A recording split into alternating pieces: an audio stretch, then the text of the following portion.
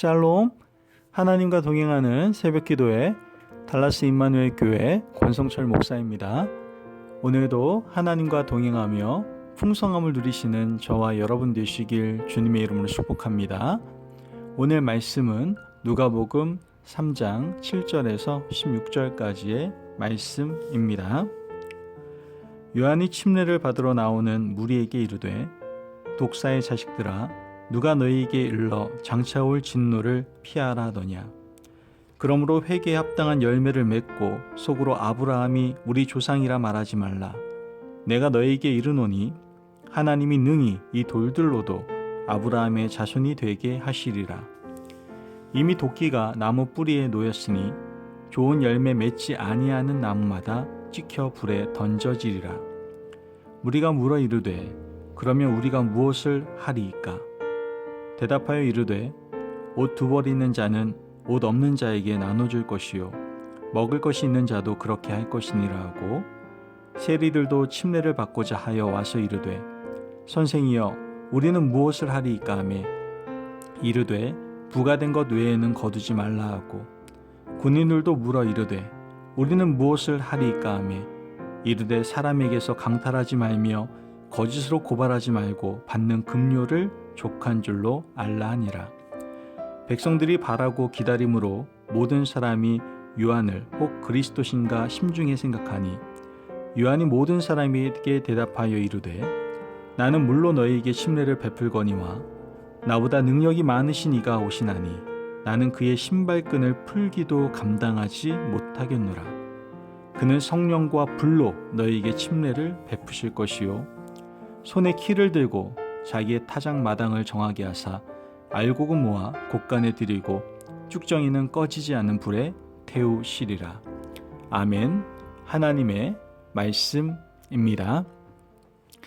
여러분 미국에 살면서 아마 애플이라는 회사를 잘 알고 있을 것입니다. 이 애플 회사를 세운 사람이 스티브 잡스인데요. 이미 고인이 되었죠. 이 스티브 잡스라는 이름만 들어도 우리는 그냥 바로 애플을 떠올리게 되죠. 하지만 이 스티브 잡스의 성공 이면에는 그와 함께 일했던 스티브 워즈니악이라는 사람을 빼놓을 수가 없습니다. 두 사람은 1976년에 애플을 공동 창업했고요. 애플의 개인용 컴퓨터는 잡스가 아니라 워즈니악이 고안한 겁니다. 이 스티브 잡스는 야망과 성공에 대한 갈망으로 똘똘 뭉친 사람이었거든요. 반면에 이 워즈니악이라는 사람은 그렇지 않았어요. 이 워즈니악은 이 스티브 잡스의 성공을 뒤에서 바라보는 사람이었고 그냥 자신이 좋아하는 그 엔지니어로서의 삶에 만족을 했었죠. 스티브 잡스가 세간의 관심을 받으며 추앙받을 때 이 워즈니악은 덤덤히 이 엔지니어로서 기술자로서의 자기의 일을 감당을 하게 됩니다. 여러분 이처럼 어떤 사람이 성공하기 위해서는요. 그 사람을 뒷받침해주는 수많은 사람들이 존재해야만 가능함을 우리는 알 수가 있게 되는 거예요. 1인자 뒤에는 수많은 2인자들이 존재해야 한다라는 것이죠. 오늘 우리가 함께 본 말씀에는 역사상 가장 위대한 2인자 세례 요한이 등장을 하고 있죠. 세례 요한의 삶은 예수님을 온전히 드러내는 것이었어요. 그는 자신으로 말미암아 예수님이 영광받고 주님이 드러나는 그런 인생을 살았습니다.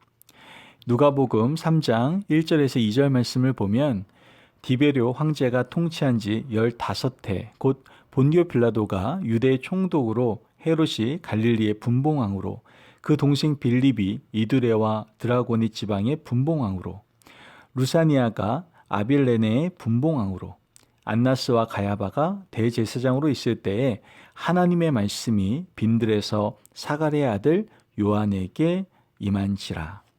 여러분 말씀을 보면요. 그 당시에 권력 구도와 권력을 가진 사람들이 살았던 장소를 보여주고 있죠. 최고 정점에 티베리우스 황제가 있습니다. 그 왕은 로마 황제로 당연히 로마에서 살고 있었죠.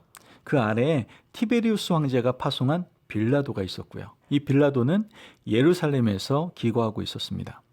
그 아래에는 정치 권력인 헤롯들이 팔레스타인 지역을 세 갈래로 나누어서 통치를 하고 있었죠. 그리고 그 아래에 종교 권력자들이 있었어요. 안나스와 가야바로 대표되는 이 대제사장들이 바로 그 사람들이었습니다. 이 사람들은 각자의 자리에서 백성들을 통치하면서 자신의 배를 잔뜩 채우고 있었죠.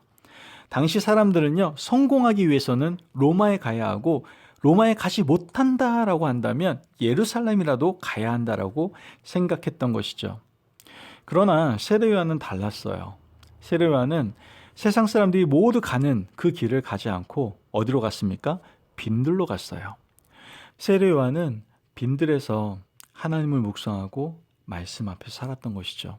그랬더니 어느 날 세례요한에게 하나님의 말씀이 임했습니다. 세례요한은 세상 권력을 따라가는 사람이 아니었고 말씀을 따라가는 사람이었기에 말씀이 이 세례요한을 휘감았고요. 말씀의 능력을 받게 되는 것을 우리는 깨닫게 되는 것이죠. 여러분, 우리는 어떻게 살고 있습니까? 모든 사람들이 돈 되는 것을 쫓아 사는 그러한 시대, 그러한 시절을 우리는 살아가고 있습니다. 사람들은 권력가의 뒤를 따라다녀야 한 자리라도 얻을 수 있다고 가르치고 있습니다. 또한 자녀들에게 그렇게 살라고 가르치는 부모들이 세상에 넘쳐나고 있죠. 예수 믿는 부모라도 자녀들의 성공을 위해서 팔을 걷어붙이고 노력하는 세상입니다. 하지만 여러분, 하나님의 사람들은 뭘 따라가야 됩니까? 세상을 따라가는 것이 아니라 말씀을 따라가야 되는 거예요. 세례요한처럼 말이죠. 세례요한이 말씀을 따라갔더니 하나님의 말씀이 세례요한에게 임했고 말씀이 세례요한을 이끌어갔으며 바로 그를 이끌어간 말씀은 세례요한을 빛나는 하나님의 사람, 예수님의 동역자로 만들어주는 것을 보게 됩니다. 여러분, 사람을 따라가면 결국 이용당하고 결국 버림받습니다. 이게 세상의 법칙이에요. 그러나 하나님의 말씀을 따라가면 버림받는 일이 없어요. 하나님의 말씀은 언제나 우리를 안전한 곳으로 인도한다라는 것이죠. 여러분, 7절에서 8절 말씀을 보면 요한이 세례를 받으러 나오는 무리에게 이르되 독사의 자식들아 누가 너희에게 일러 장차올 진노를 피하라 하더냐. 그러므로 회개합당한 열매를 맺고 속으로 아브라함이 우리 조상이라 말하지 말라. 내가 너희에게 이르노니 하나님이 능히 이 돌들로도 아브라함의 자손이 되게 하시리라. 여러분, 말씀을 보니까 세례요한은 자신에게 나오는 사람들에게 독설에 가까운 말씀을 던지는 걸 보게 되지 않습니까? 이 세례요한은 권력을 쫓는 사람이 아니었기 때문에 사람에게 잘 보일 필요가 없었던 거예요. 또한 그는 세력을 형성할 생각이 없었기 때문에 사람들의 비유를 맞추는 그러한 설교를 하지 않았다는 것이죠. 한 영혼을 소중하게 여기고 영혼을 위한 회개를 촉구하고 있는 것이 바로 이 세례요한의 모습이었다라는 거예요. 만약 세례요한이 사람들의 마음에 드는 설교를 했다면 사람들에게 인기를 얻을 수 있었을 겁니다. 그러나 세례요한은 그럴 생각이 없었던 것이죠. 오늘도 많은 교회가 성도를 무엇으로 생각하는 줄 아십니까? 고객으로 생각합니다. 성도를 고객으로 생각하면 고객 만족을 위해 노력하는 교회가 되어야 되는 것이죠. 그 순간 교회는 교회가 아니라 뭐가 됩니까? 기업이 되는 거예요. 기업이 고객 만족을 위해서 쓴소리하지 못하고 고객을 모셔야 하는 것처럼 교회는 그리스도가 아닌 누구를 모시는 거예요? 사람을 모시기 시작할 겁니다. 여러분, 그런 교회는 타락한 교회예요. 예수님이 주인 되지 않는 교회, 복음이 중심되지 않는 교회는 이미 타락한 교회입니다. 여러분, 오늘 시대에 교회도 회개를 선포해야 됩니다. 복음으로 돌아가자라고 외쳐야 됩니다.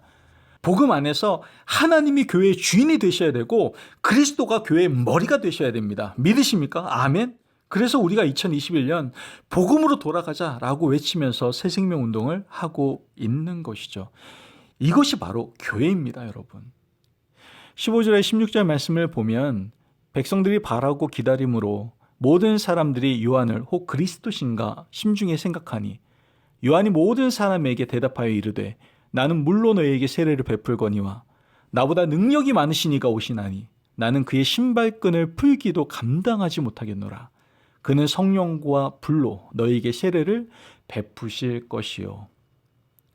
여러분, 말씀을 보면요, 세례 요한은 자신이 주님의 신발끈조차 풀기에도 감당치 못한 사람이라고 자신을 철저히 낮추고 있는 것을 우리는 보게 됩니다. 많은 사람들이 몰려왔을 겁니다. 그러나 그는 교만하지 않았어요. 그럴수록 더욱더 겸손했던 것이죠. 이것이 세례 요한의 가장 훌륭한 모습이에요. 여러분, 인간은요, 누구나 마음속 깊은 곳에 교만이라는 죄를 가지고 있기 때문에 겸손하기가 쉽지 않아요. 너무나 어렵습니다. 에덴에서 시작된 교만의 죄는요, 인간을 오랫동안 괴롭혔어요. 사탄이 하와에게 이것을 먹는 순간 눈이 밝아져 하나님과 같이 될 것이다 라고 했을 때 사탄의 말에 속아 선악과 범죄가 이루어지게 되죠. 그때부터 인류의 영혼 깊은 곳에는 교만이라는 죄가 자리 잡게 되었다라는 거예요. 분명 사람들은 세례 요한을 치켜 세웠을 겁니다. 보통 그러면 세례 요한도 높아지고자 하는 마음이 생길 수도 있었을 거예요. 하지만 이 세례 요한은 하나님의 말씀으로 자신의 마음을 잠재우고 또한 낮추는 것을 우린 보게 되는 거예요. 말씀을 따라간 사람이었기 때문에 오히려 주님을 드러내는 영광된 삶을, 영광된 인생을 세례 요한은 살아갔던 것이죠. 여러분, 우리의 모습은 어떻습니까? 세례 요한과는 달리 사람에게 더욱더 인정받고 칭송받으려고 하는 그런 교만한 모습이 우리 가운데 존재하고 있지는 않습니까? 오늘 이 시간 세례 요한을 본받기를 원합니다. 세례 요한처럼 우리를 통해서 예수님이 영광 받으시는 그런 인생을 우리가 살아가도록 우리가 더욱더 힘써 노력해야 될 줄을 믿습니다. 그 인생이야말로 성공한 인생이다라는 것이죠. 그러므로 우리 모두 다 이 세례 요한처럼 살아갑시다. 그래서 하나님의 기쁨, 하나님의 영광이 되는 믿음의 이인자의 삶을 멋지게 살아갈 수 있는 저와 여러분 되시길 주님의 이름으로 축복합니다. 아멘. 기도하겠습니다. 사랑이 많으신 하나님 감사합니다. 오늘 우리에게 귀한 말씀을 허락하여 주시고 세례 요한처럼 위대한 이인자의 삶을 살아가라고 말씀하시니 감사합니다. 이를 위해서 우리가 말씀이 이끄는 대로 말씀 온전히 따라가는 겸손한 사람이 될 수 있도록 주님 도와주셔서 우리의 모든 인생을 통하여 온전히 하나님께 영광 돌리는 저희들 되게 하여 주옵소서. 감사하며 예수님의 이름으로 기도합니다. 아멘. 오늘도 하나님과 동행하며 풍성함을 누리시는 저와 여러분 되시길 주님의 이름으로 축복합니다. 여러분, 언제나 어디서나 우리를 지켜보시는 하나님 앞에서 제발 교만하지 마시고 늘 세례 요한처럼 위대한 이인자의 삶을 더욱더 겸손하고 진실한 마음으로 살아가는 그 믿음의 이인자의 삶을 살아가시기를 간절히 바랍니다. 말씀 안에서 승리하십시오.